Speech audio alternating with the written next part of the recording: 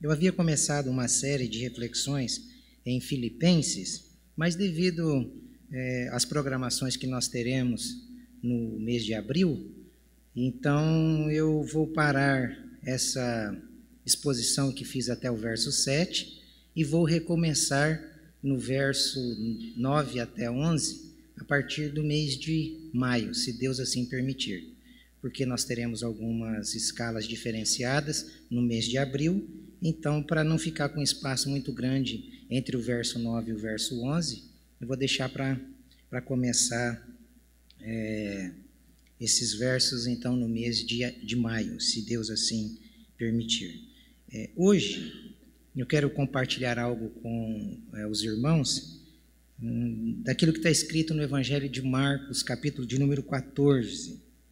Então, a partir do verso de número 3 até o verso 9. Lembrando os irmãos que Marcos, capítulo de número 14, nós estamos falando aqui da última semana de Jesus na face da terra, tá bom? Então, todas as vezes que você chegar no capítulo 14 de Marcos, e nesse fato especificamente, você está localizado no tempo, na última semana de Jesus aqui na face da terra. Por quê? Porque Deus escolheu a Páscoa.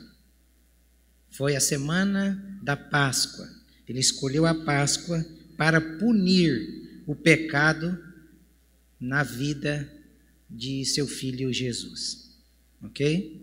Então, a Páscoa, o que era essa Páscoa? A Páscoa, na verdade, era uma época em que os judeus comemoravam e sacrificavam um cordeiro para lembrar a libertação do Egito, a saída deles do Egito. E a Páscoa foi a data que Deus escolheu para sacrificar o cordeiro, para cumprir aquela promessa que João Batista disse: eis aí o Cordeiro de Deus que tira o pecado do mundo. Então, o cordeiro sacrificado lá no Antigo Testamento simbolizou a libertação do povo. E o cordeiro, que Paulo vai descrever em 1 Coríntios capítulo 5, verso 7, dizendo que Cristo é o cordeiro pascal, é o cordeiro que tira o pecado do mundo e é o cordeiro que precisava ser morto no dia da Páscoa, para que libertasse o povo da escravidão, não do Egito mais, ou se você quiser lembrar da escravidão do Egito, tem uma grande aplicabilidade. Egito tem esse significado de mundo, então de pecado. O cordeiro pascal é esse cordeiro, é esse elemento único e capaz de tirar o homem do pecado. Não existe outra forma, não existe outra maneira do pecador ser liberto da escravidão se não for através do sacrifício do cordeiro pascal. E eu vou focar aqui no capítulo 14, do verso 3 ao verso 9, nos contraditórios da história narrada. Que essa história ela vai apresentar pelo menos 3 contradições. E eu separei essas 3 contradições para que a gente analisasse uma a uma e observasse e fizesse algumas aplicações ao nosso coração. Eu vou pedir para o Paulo fazer a leitura desse texto. É um texto que tem, se não me falha a memória, 6 versículos ou 7, do verso 3 ao verso 9, e ele vai estar projetado aí, mas você pode acompanhar na sua tradução. A tradução aqui é a Nova Almeida atualizada. Por favor, Paulo, você pode fazer essa leitura para mim, por favor? Quando Jesus estava em Betânia, fazendo uma refeição na casa de Simão, o leproso, veio uma mulher, trazendo um frasco feito de alabastro, com um perfume muito valioso, de nardo puro, e, quebrando o frasco, derramou o perfume sobre a cabeça de Jesus.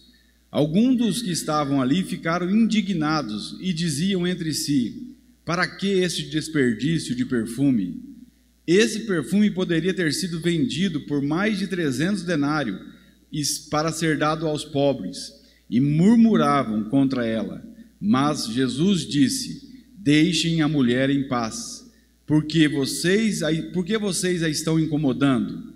Ela praticou uma boa ação para comigo, porque os pobres estarão sempre com vocês, e quando quiserem podem fazer-lhes o bem, mas a mim vocês nem sempre terão. Ela fez o que pôde, ungiu o meu corpo antecipadamente para a sepultura. Em verdade lhes digo que, onde for pregado em todo o mundo o evangelho, também será contado o que ela fez, para a memória dela. Amém. Mesmo assentados, eu peço para que você feche os seus olhos, que você faça a sua oração, que você peça ao Senhor para que Ele fale contigo, para que Ele ministre em sua alma. Pai, nós te agradecemos nessa noite, porque nós estamos louvando a um Deus vivo, que ressuscitou, que está sentado à destra do Pai, e que em breve voltará para nos buscar. Abençoe a leitura da Tua palavra nos corações, e aplica, Senhor, a nossa vida. Sopra Teu Espírito, para que as brasas do nosso coração sejam acesas novamente, que as cinzas não abafe as chamas que devem arder no nosso coração por amor a Ti. Abençoe-nos, ó Deus, na reflexão desta palavra. Abre o nosso entendimento, traz luz e ajuda-nos a aplicar no nosso modo de viver. Exorta-nos, edifica-nos, consola-nos através das Sagradas Escrituras. Esse é o desejo do nosso coração e é em nome do Seu Filho Jesus que nós oramos. Amém. Graças a Deus. Vamos fazer algumas observações necessárias para nós detalharmos o texto em alguns pontos, para depois nós entrarmos nas contradições aqui que o texto apresenta. Então, uma observação necessária aqui é sobre a cidade de Betânia, né? Betânia foi uma cidade ou uma cidade muito pequena que ficava na aldeia da Judéia e hoje é conhecida como Cisjordânia, lá onde os palestinos estão.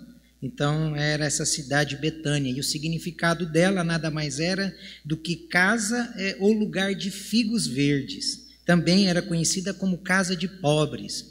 E a gente observa aqui que essa cidade, por ela ficar apenas 3 quilômetros de Jerusalém, da cidade velha de Jerusalém, e 3 quilômetros do Monte das Oliveiras, Jesus escolheu essa cidade para ficar ali na sua última semana, que seria a semana crucial, a semana pascal, a semana que ele caminharia para Jerusalém para cumprir com a missão que Deus havia lhe dado.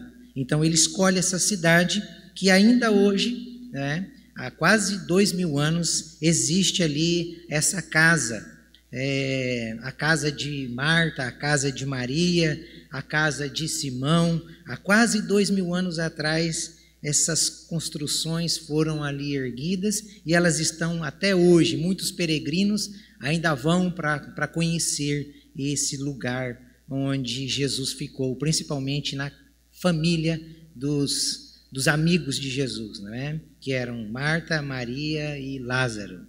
E esse jantar foi nessa cidade, não na casa desses meninos, mas foi na casa de Simão. A casa de Simão, como que era? Simão era um líder religioso fariseu.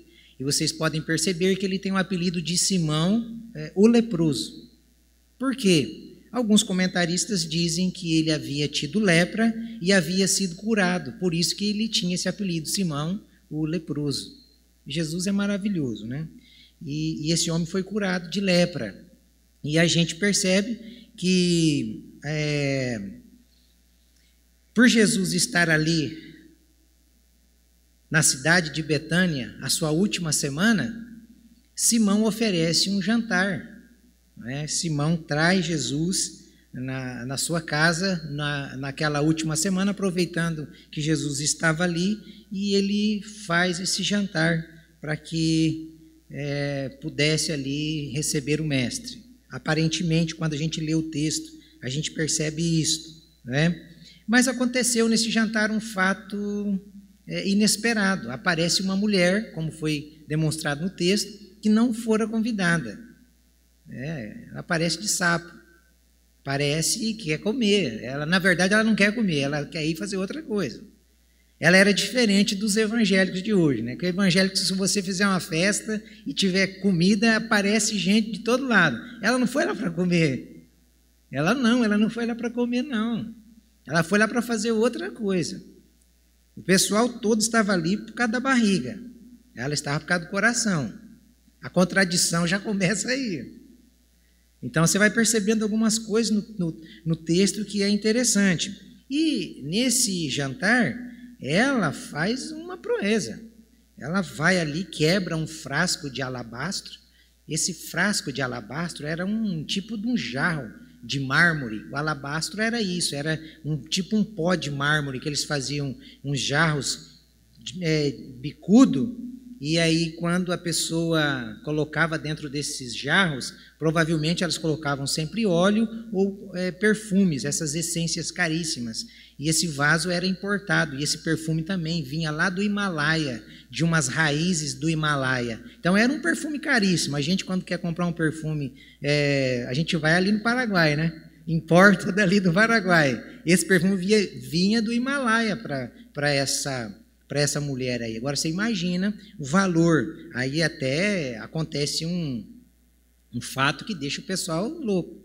Ela chega, quebra o vaso, que já era caro, e ainda pega a essência, que era mais caro ainda, e derrama na cabeça de Jesus. Aí os discípulos, e principalmente Simão e o Judas Iscariote, e os demais que estavam ali, ficaram doidos. Eles queriam que fosse feito uma outra coisa, e eles dão até o valor aí, era 300 denários, na verdade era um ano de trabalho, né? E a gente tem que relevar alguns pontos que depois nós vamos ponderar para frente, um ano de trabalho, e isso gerou uma contradição na interpretação do texto, na interpretação do ato da mulher, principalmente entre Simão, Judas Iscariote, os discípulos que estavam ali, e Jesus.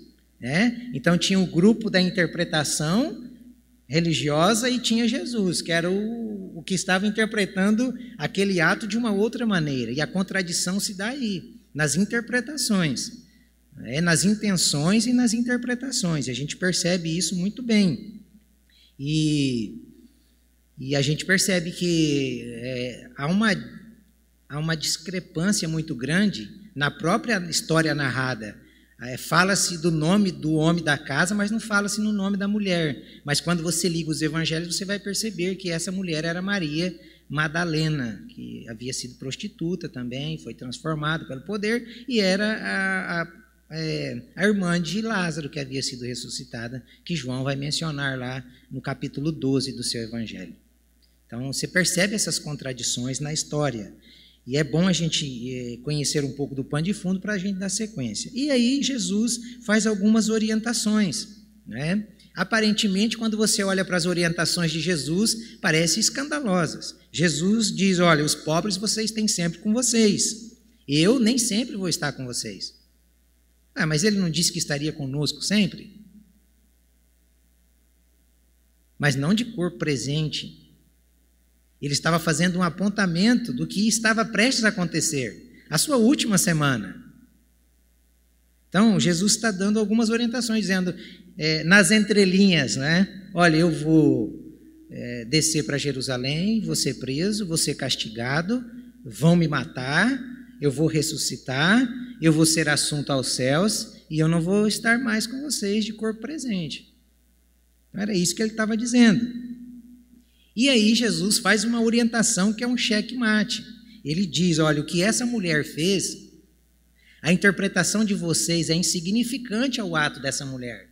Mas o que ela fez é tão significante, mas tão significante, que essa história, onde o evangelho for pregado, ela será contada. E aqui eu estou para cumprir com a profecia de Jesus. Eu estou contando a história. Eu estou memorando aquilo que Jesus disse. Olha como que Jesus não erra. Quem diria que há quase 2000 anos essa história estaria sendo contada aqui novamente? Foi escrita tanto tempo atrás. E hoje, para termos esta convicção de que a palavra de Jesus é verdadeira, ela se cumpre, aqui eu estou como um dos elementos para narrar o cumprimento da história. Então, em primeiro lugar, a contradição se dá na observação. Quando você olha para o verso de número 3, você percebe a observação que acontece no ato. E essa observação se dá da seguinte forma. Quando Jesus estava em Betânia fazendo uma refeição na casa de Simão, o leproso, veio uma mulher trazendo um frasco feito de alabastro com um perfume muito valioso, de nardo puro, e quebrando o frasco, derramou o perfume sobre a cabeça de Jesus. Nós estamos diante do contraditório. E quando a gente olha na observação que acontece aqui, nós vemos com paciência e pela iluminação do Espírito Santo que Simão ele está oferecendo uma mesa farta.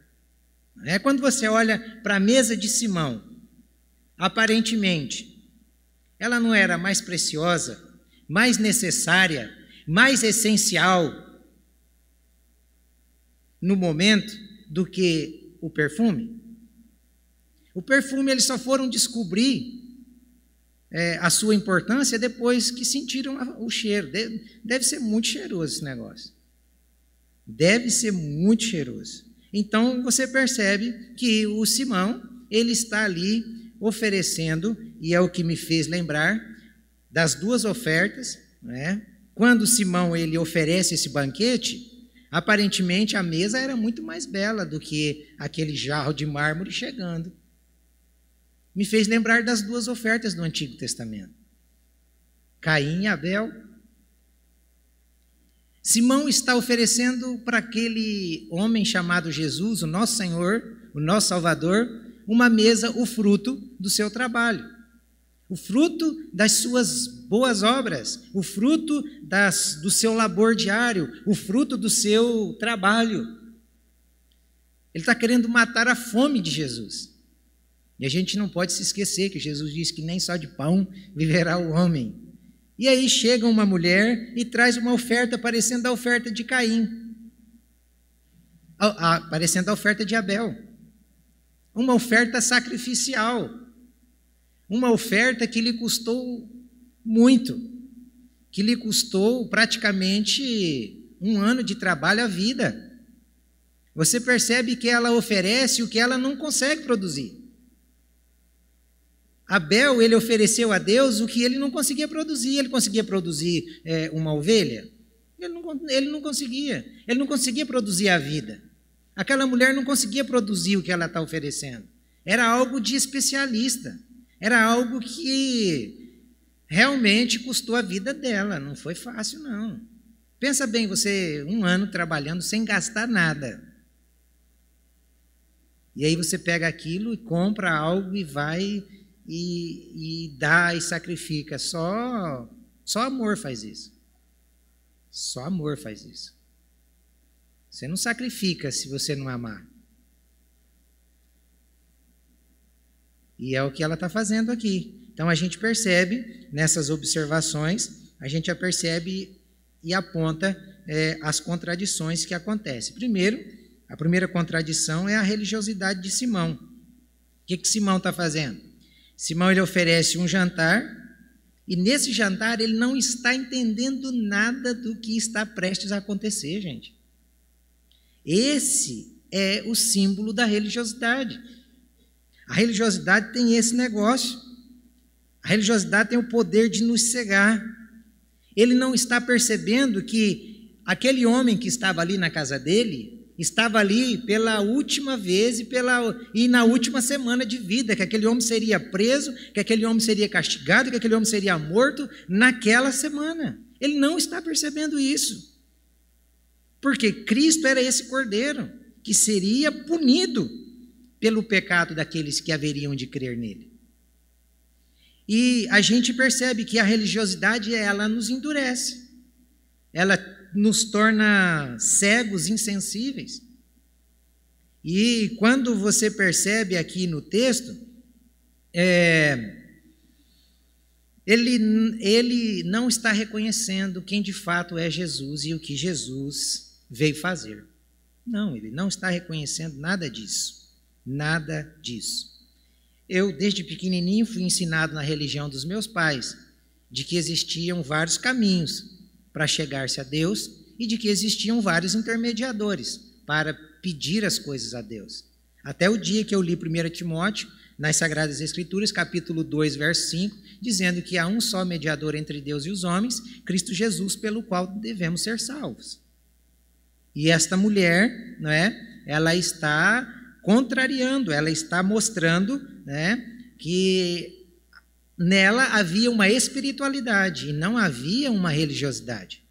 Por que havia uma espiritualidade na vida dessa mulher? Porque essa mulher, ela estava percebendo naquele jantar quem estava diante dela, quem estava diante deles, o que haveria de acontecer com aquele homem. Em outras palavras, ela estava reconhecendo Jesus Cristo como o Salvador, como o Cordeiro que tira o pecado do mundo. E de modo desprendido, ela faz algo valoroso e apresenta, através de seu ato, uma espiritualidade invejável. Invejável.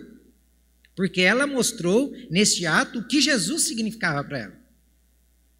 É o que muitas vezes nós não conseguimos, não é? Isso aqui foi um grito que ecoou de fé, de visão, de adoração, de mostrar, olha, vocês estão aí nessa mesa, desfrutando das delícias, mas vocês não estão percebendo o que eu estou percebendo. Ela silenciosamente, sem falar nada, ela está gritando com um ato esplendoroso, dizendo, através deste quebrar, deste ungir, olha, esse homem aí vai ser morto, esse homem aí vai ser castigado, esse homem aí, ele vai ressuscitar, esse homem aí é o Salvador, esse homem aí é o Messias, ele é o Cordeiro. Ela está falando isso para esse pessoal.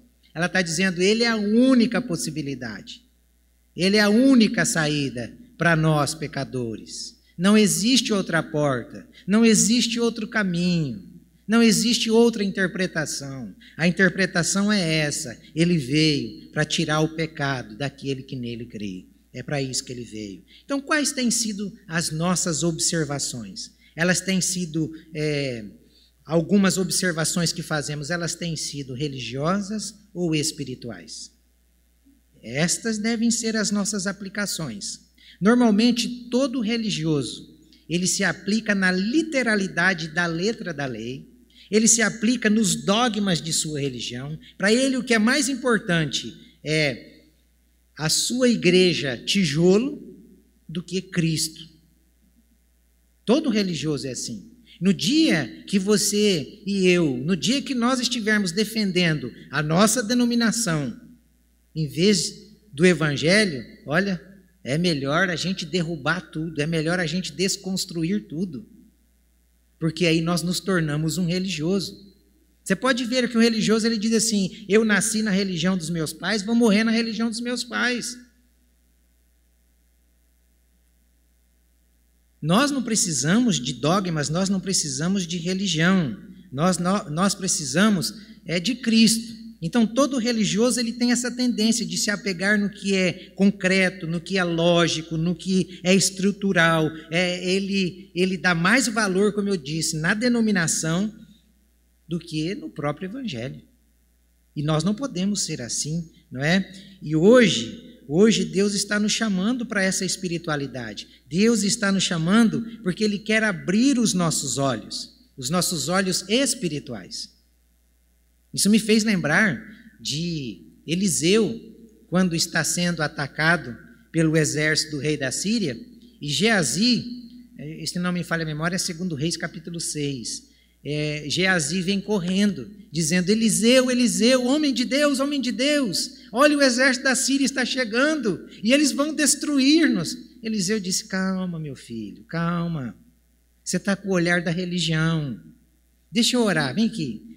Coloca a mão na cabeça de Geazi, ora e diz, Deus, abre os olhos desse menino, para que ele veja quem está conosco, e aí você vai discorrendo no texto de 2 Reis capítulo 6, e aí você vê que os olhos de Geazi são abertos e ele vê carruagens de fogo, ele vê anjos para todo lado, aí o cara se anima, aí eles dizem, nossa, maior são aqueles que estão conosco do que os que estão no mundo, do que os que estão com eles.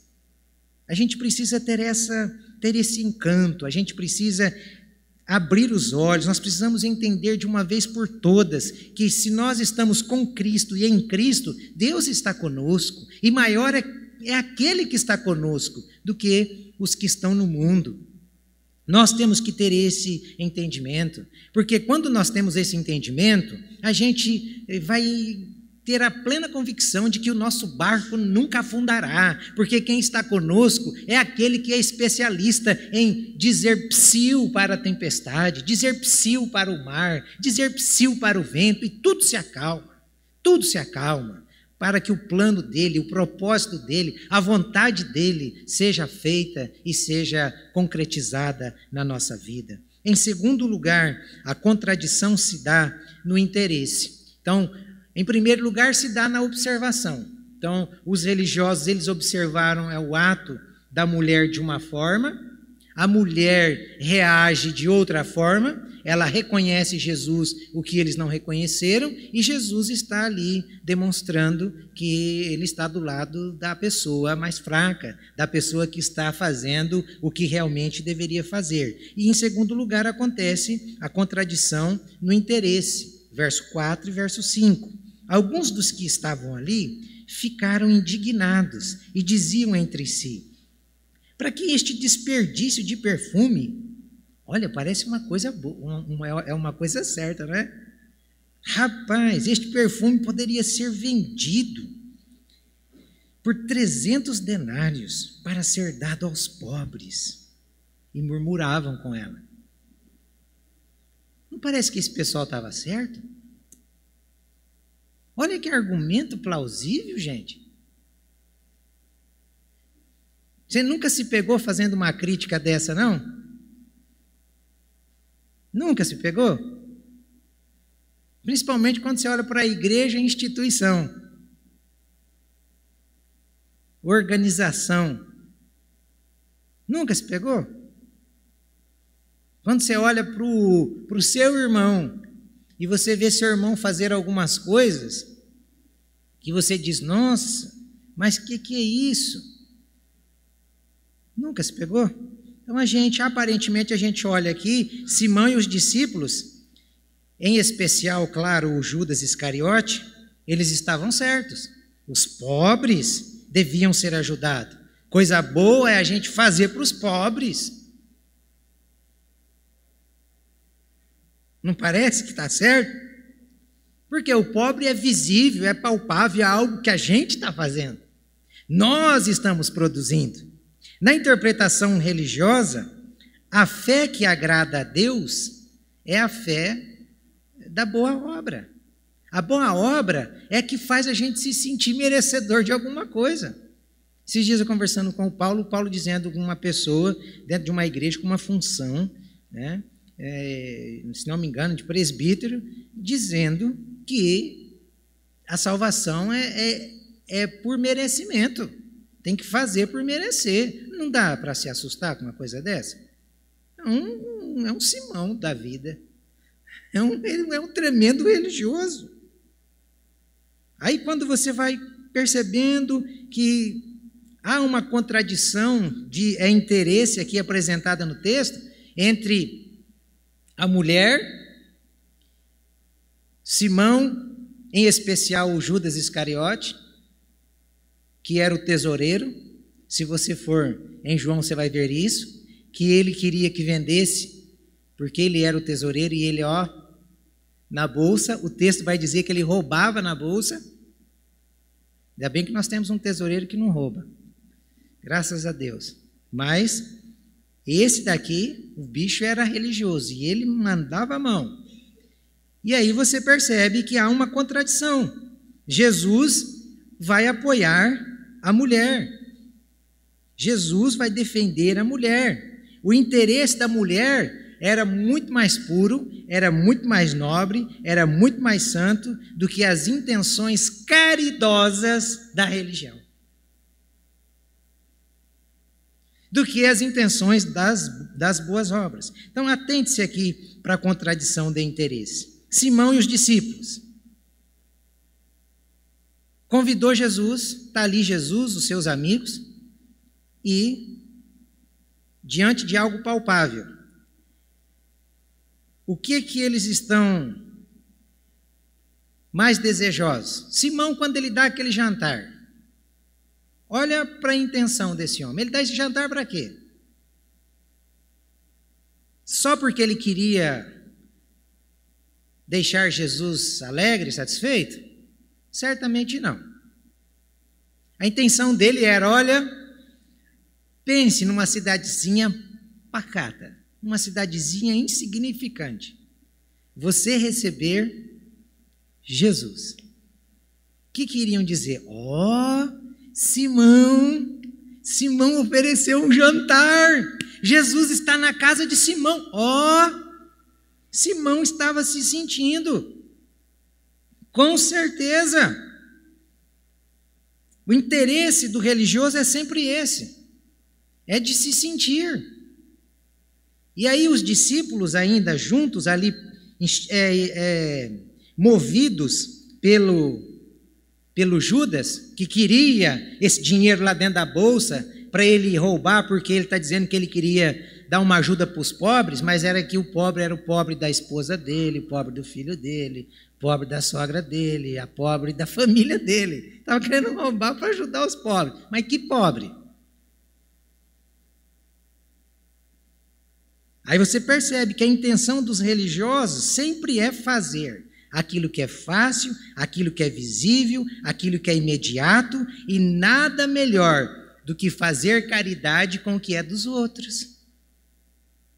O que eles queriam fazer com o que era dela. Era simples.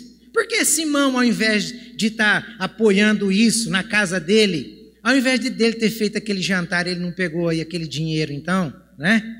Ele não queria fazer uma caridade? Pegasse aquele dinheiro que ele gastou no jantar e fosse na favelinha lá da cidade dele e desse aquele dinheiro para os pobres. Por que ele não fez isso?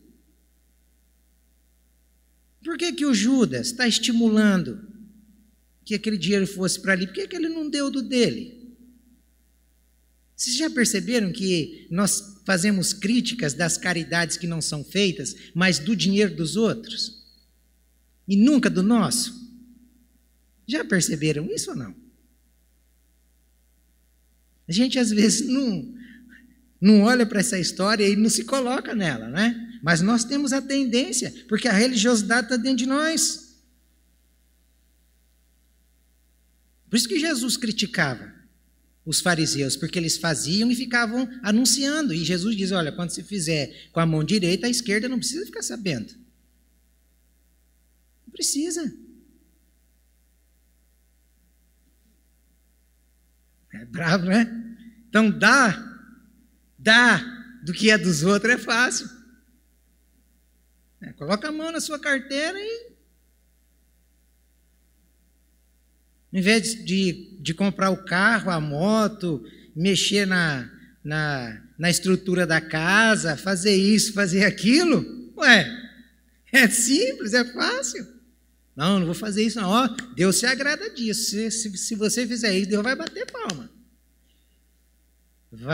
Você não vai nem precisar ficar glória a Deus, aleluia, não vai nem precisar. É o que ele mais quer. Agora só não queira fazer com o que é dos outros. Porque daí ele vai ficar muito chateado. Aí vai dizer, ô hipócrita. A gente precisa entender isso, gente.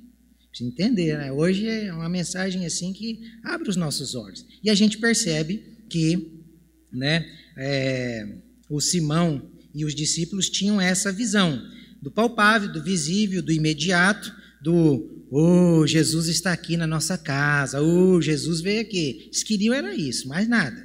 E a gente vê a mulher anônima. O que essa mulher viu em Jesus? ela viu em Jesus o que Judas, Simão e os discípulos não viram.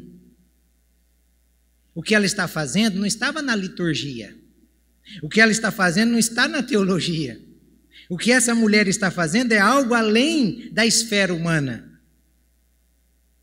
Quando você observa o texto, ela percebe e ela vê além do pobre, ela vê além do imediato, ela vê além do visível.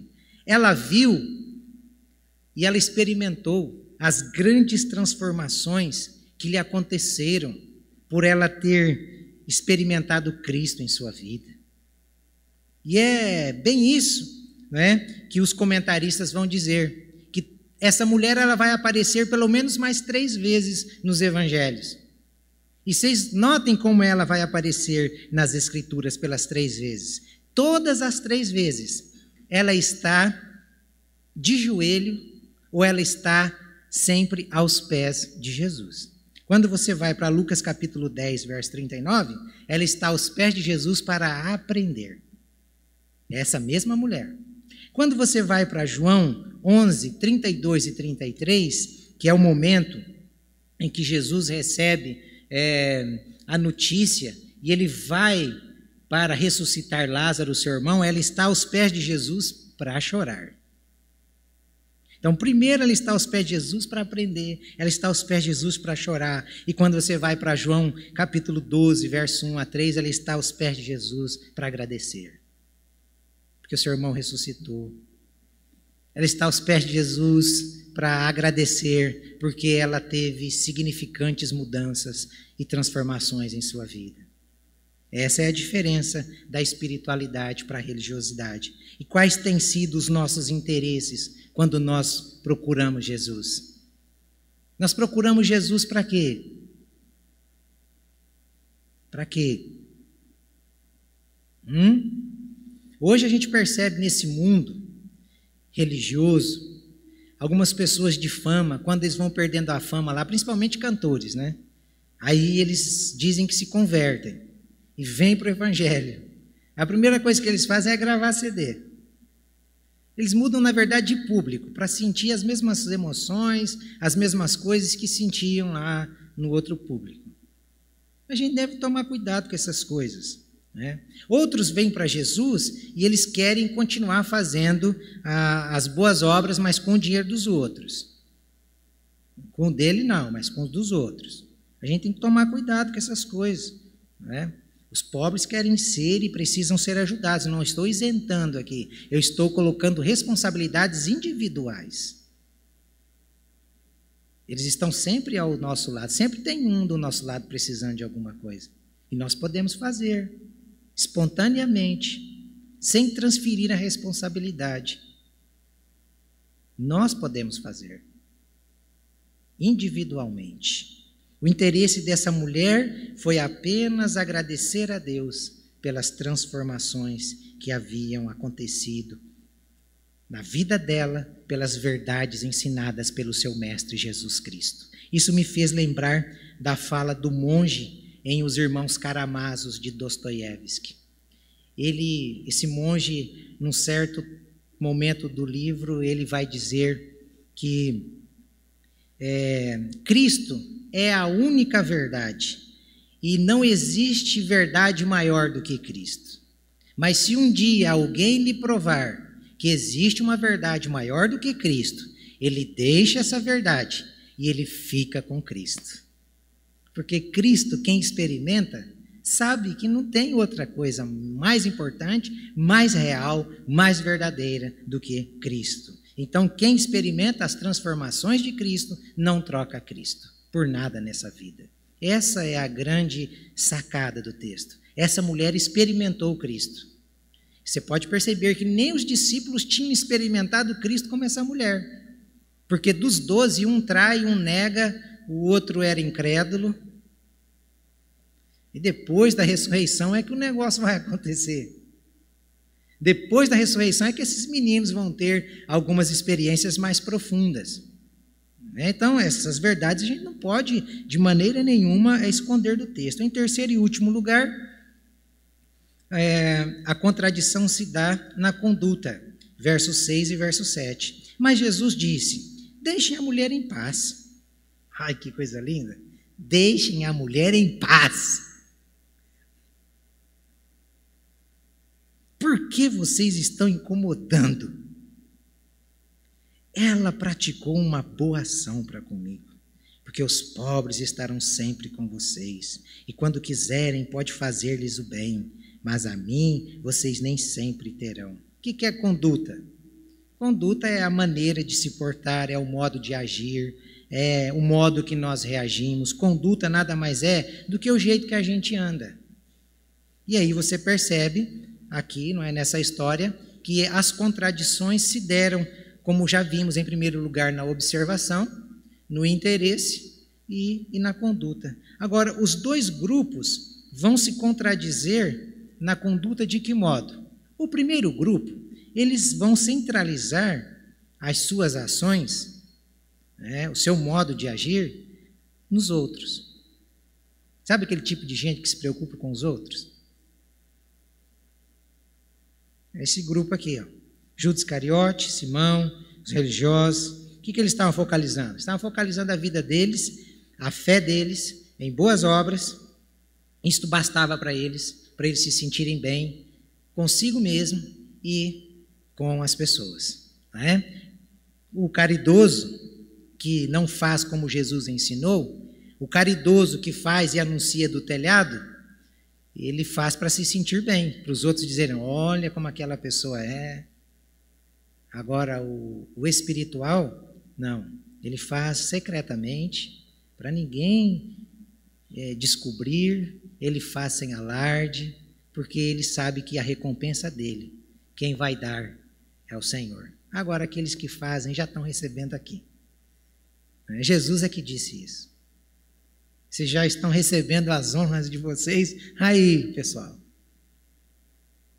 que tem essa centralidade nos outros. A mensagem geral da Bíblia, ela vai nos dizer, sim, que nós precisamos ajudar os vulneráveis. Eu não estou isentando essa responsabilidade. E os vulneráveis sempre são os pobres, as viúvas, os órfãos e os estrangeiros. Agora, vai me dizer que sempre não tem um desses aí do seu lado? Claro que tem, claro que tem. E Jesus deixa bem claro aqui, sempre vocês terão os pobres aí no meio de vocês. Ele disse. Mas também Jesus estava aqui dando a entender, né, quando você pega o geral das Escrituras, que lá, quando ele está falando do julgamento, em Mateus capítulo 25, ele vai dizer que algumas pessoas chegam diante dele e ele vai dizer: olha, eu estava nu, você me vestiu, estava com fome, você me deu de comer. E aí elas perguntam: mas quando nós fizemos isso por ti? Ele diz: quando vocês fizeram a um daqueles pequeninos.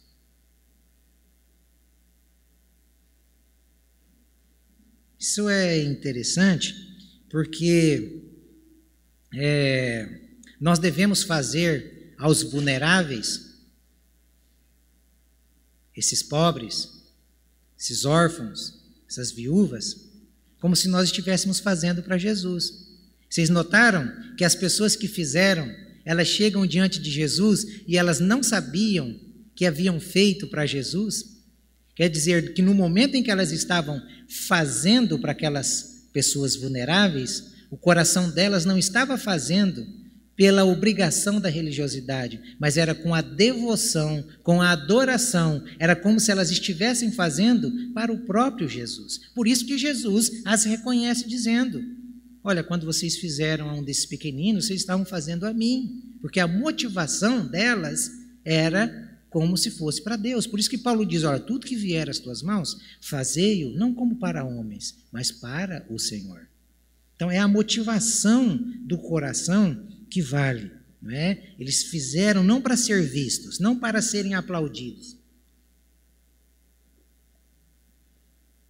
Eles fizeram com a intenção realmente de glorificar a Deus. E o outro grupo que vai contradizer essa centralidade nos outros é o grupo que centraliza em Cristo. E aqui só tinha essa mulher.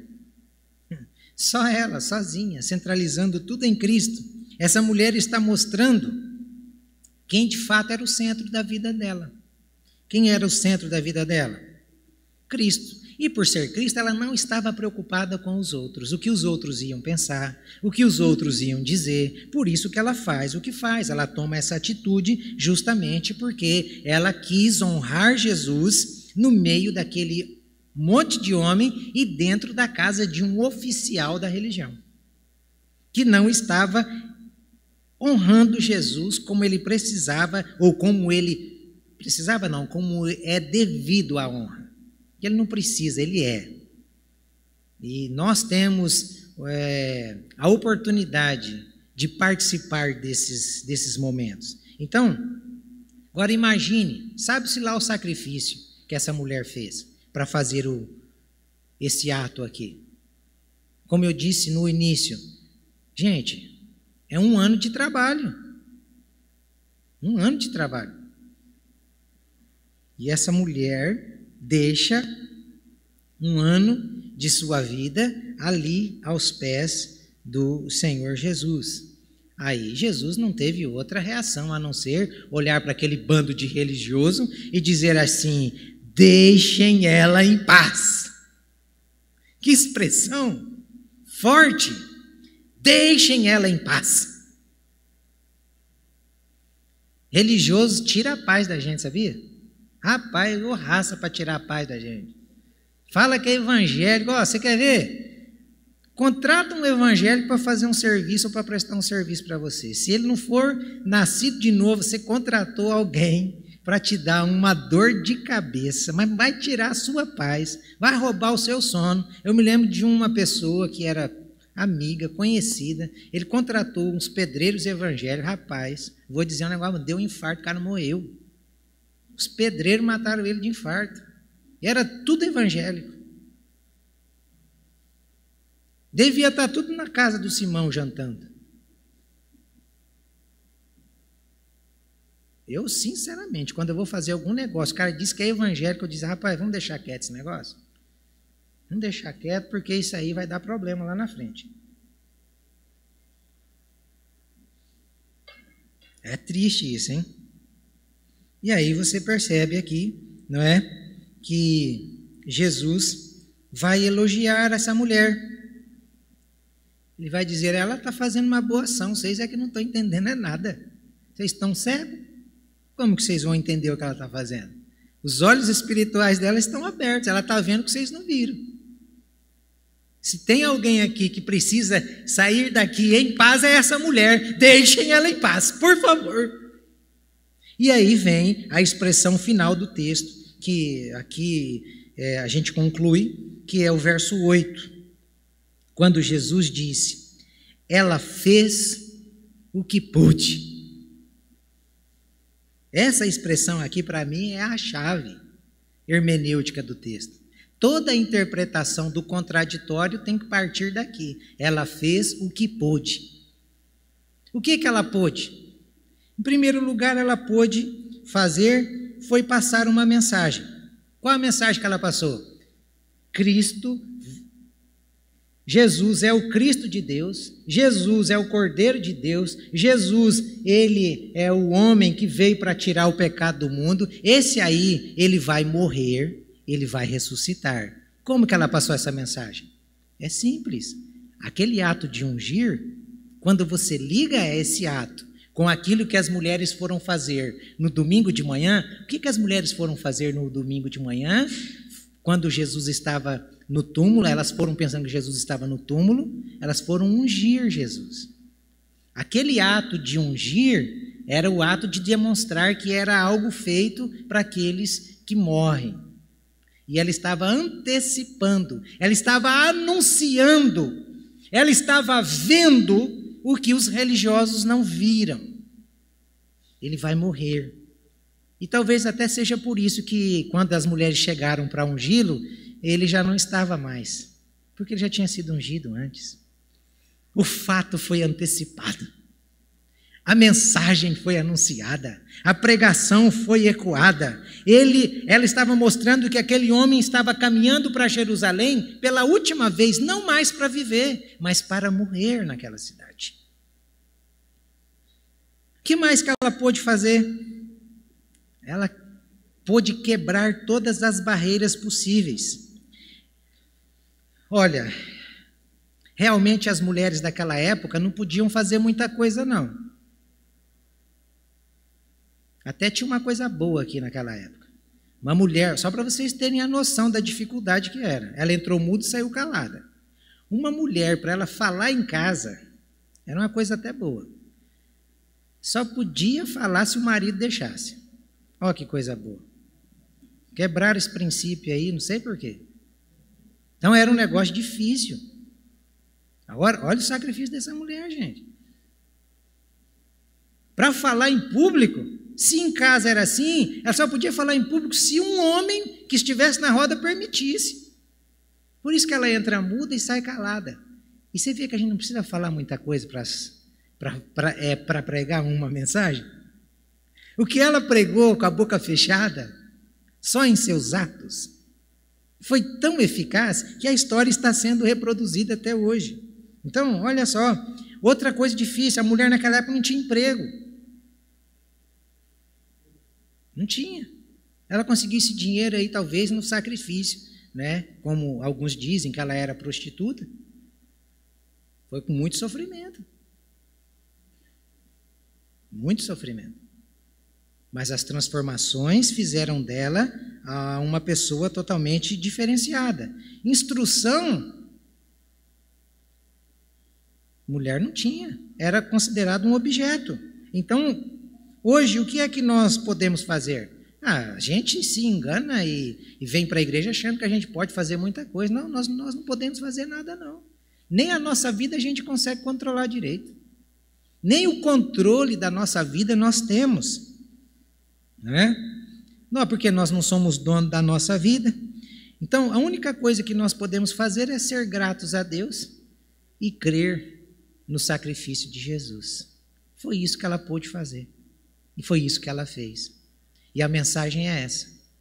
Creiamos realmente que Jesus veio em carne, morreu e ressuscitou para salvar aquele que nele crê e voltará para buscar os seus. Que Deus abençoe essa mensagem ao seu coração. Nesse momento nós vamos partir para a ceia.